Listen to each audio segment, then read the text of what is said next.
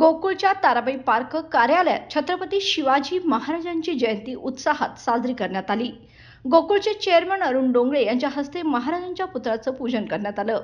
त्यांनी महाराजांचं शौर्य, युद्धनीती आणि प्रशासकीय कौशल्य प्रेरणादायी असल्याचं सांगितलं।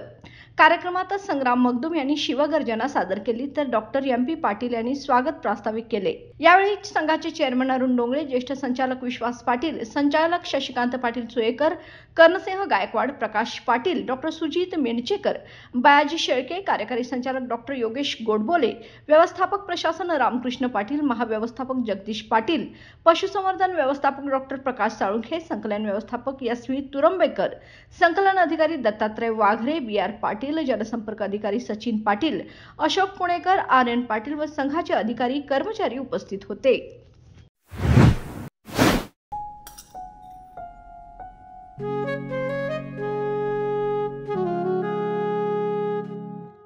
बाबा, आज येताना बासुंदी घेऊन या ना।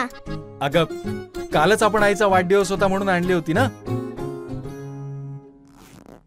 ऐकलं, गोकुळची बासुंदी पुन्हा खावीशी वाटतेय।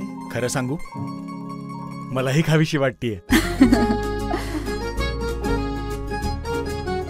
पुन्हा पुन्हा खावीशी वाटणारी गोकुळ बासुंदी।